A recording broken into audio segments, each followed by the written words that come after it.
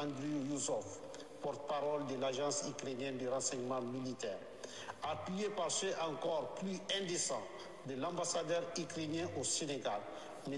Yuri Pivovarov, apportant un soutien sans équivoque à la coalition des groupes terroristes auteurs de l'attaque lâche et barbare perpétrée à Tinzaouaten contre les forces armées maliennes FAMA, tout en réaffirmant son soutien indéfectible aux FAMA dans leur noble combat pour la liberté et l'intégrité territoriale du Mali.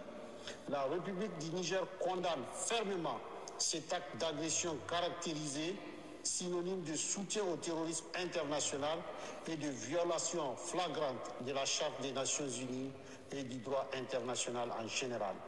La République du Niger en appelle à la responsabilité de la communauté internationale face au choix assumé de l'Ukraine de faire l'apologie du terrorisme dans un contexte mondial où l'unanimité est faite sur l'impératif de combattre ce fléau.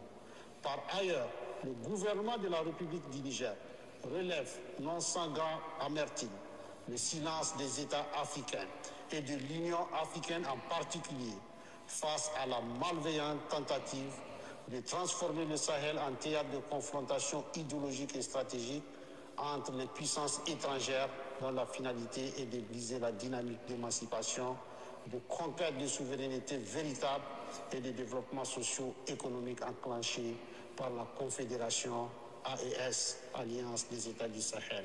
Il interpelle par conséquent tous les pays épris de paix et de justice à dénoncer sans ambiguïté ces actions subversives qui menacent la stabilité du continent africain et risquent d'exacerber les souffrances des populations sahéliennes déjà durement meurtries.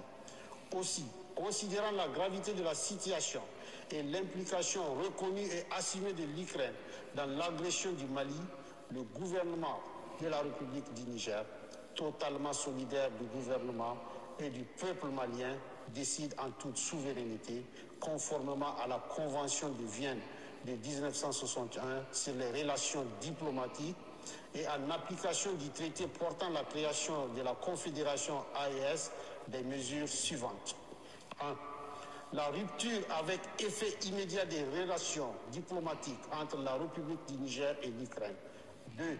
La saisine du Conseil de sécurité des Nations Unies en vue de statuer sur l'agression ukrainienne et de ses sponsors. Enfin, la République du Niger rend un vibrant hommage à toutes les victimes civiles et militaires tombées sur les champs d'honneur et s'incline devant leur mémoire. Vive la Confédération AES, que Dieu bénisse le peuple du Burkina Faso, du Mali et du Niger. Fait à Niamey le 6 août